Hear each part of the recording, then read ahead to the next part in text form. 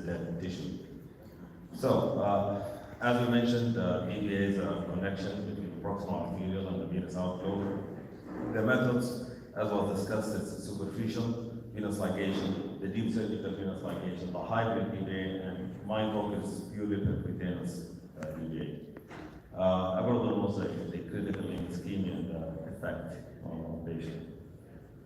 So the DVA is not a new concept. It has been described in 1912 by two surgeons, Halsted and Rogan. So this procedure is more than 100 years old.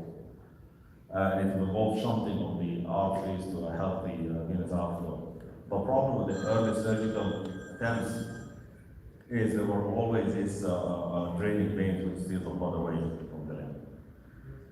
Percutaneous deep venous arterialization, as we mentioned, it became now a pretty common procedure. There are new devices, LinkFlow, which is going through FDA approval. It should be out any week. I've been told this for the past 3 years. It's coming out in a week, and we're still waiting for it to get FDA approval. So, as we mentioned, DVA is as you're going to a congested highway and blocked, and then you're going to take a detour and go to the venous side. Most of the connections between the posterior tibial artery and posterior tibial vein, although you could do it between the peroneal, very rare between the anterior tibial artery and anterior tibial vein. The LinkFlow, which is not available yet, it has an arterial venous crossing, it has a basket to hold it, and then it has several stents which are straight and funneled. These are my patients' example. They usually have advanced necrosis, and usually they're heading towards amputation. These are some of my patients. So I encourage everyone in this room to get into this procedure because we really have nothing to lose. Patient will end up in amputation anyway if you don't do anything.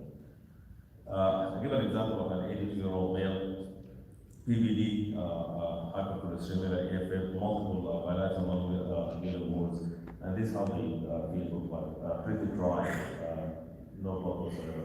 So before we consider a patient for a candidate, we do a detailed angiogram. First of all, you have to exhaust all the traditional recanalizations before you consider a DVA. You confirm proximal, you have to have an inflow. It's a question of what one of the people asked before. You have to have an inflow, normal SFA popliteal all the way to at least 5 centimeters of the posterior tibial artery.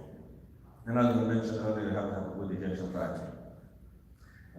This is a patient who run this. So this is an example of a patient who was under CO2 because of the renal compromise. And once you go below the popliteal, we did after CO2, we did angiogram, and there is really nothing going to the foot, the so-called desert foot. In this case, we tried traditional technique, recanalization, that is really nothing to be able to offer this patient. So we brought the patient in and we fixed the inflow, fixed the popliteal, fixed the SFA, and here you could actually go ahead and create the shunt. So this is just making sure that the inflow is normal all the way to posterior. I'm going to give some of the examples. This goes back when we started doing DVA, that's around 2016, so I've been doing it for 6 years. This is my very first patient, was 49-year-old male on hemodialysis, already had an AKA on the right, and was scheduled for a PK on the other leg.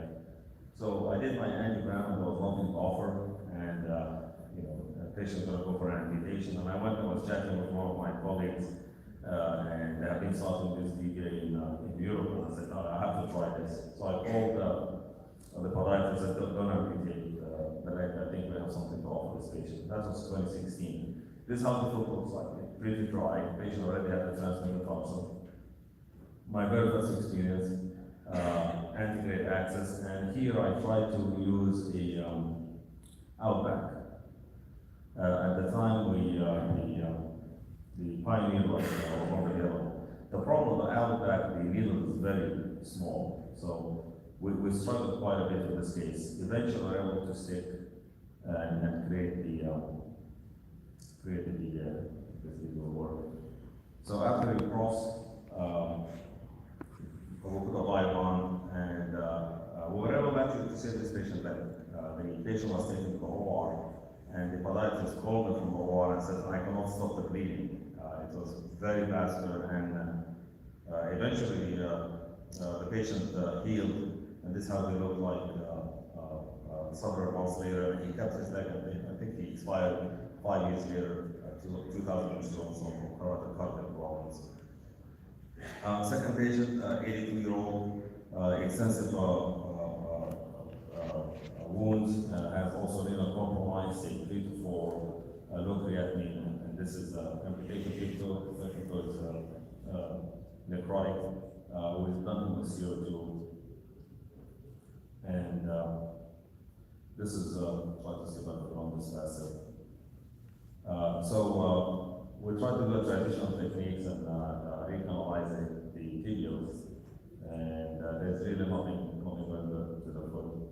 We started refining our techniques a little bit here. Pioneer was out, and Pioneer has the needle had 3 throat, 3 and 5 and 7 millimeters. At this point, we started putting a balloon on the vein to be able to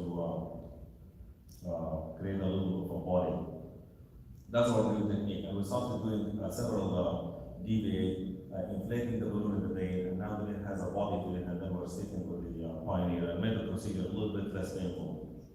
The end result is the same. We put our pipe on, and as Dr. Marco said, they're always at vein and they continue. It's very notorious, and the only thing we have is the balloon. We don't have a valve, and that's the end result we're able to get. Eventually, we started refining our technique even further. This patient already had a longitudinal wound, DVA was offered.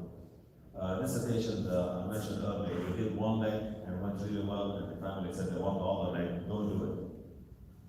Patient cannot really stand 2 DVAs, and we learned it the hard way. In this patient, we started using venogram first. So we said, why stick artery? So we tie a tourniquet, inject and do a good venogram, evaluate the veins before we stick artery, and that became our practice from that point.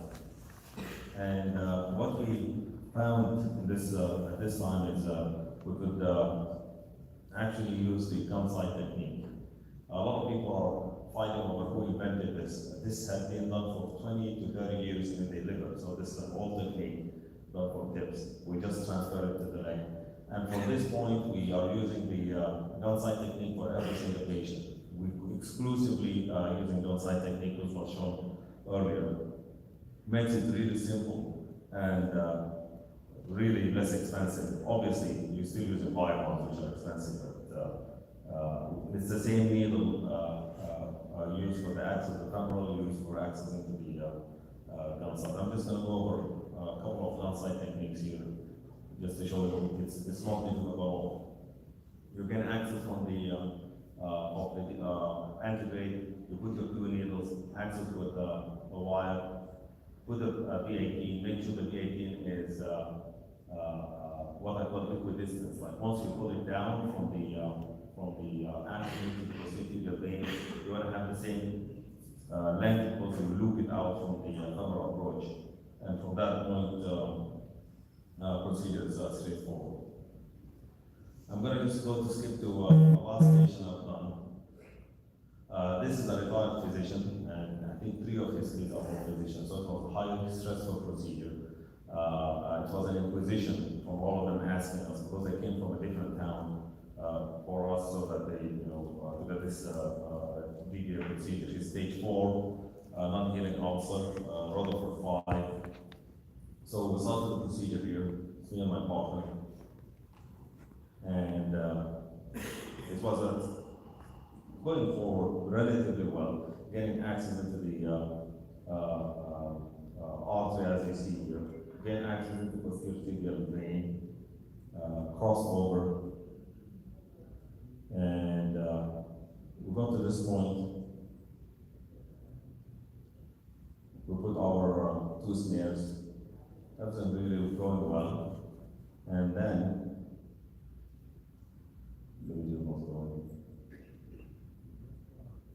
And then we, this model will be good. Anything that could help? So while they're getting the video out, we ruptured the vein. We ruptured the posterior tibial vein, just on the last case. Number 6.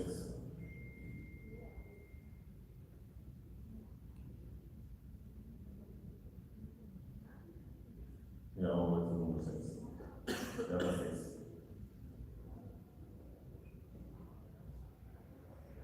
So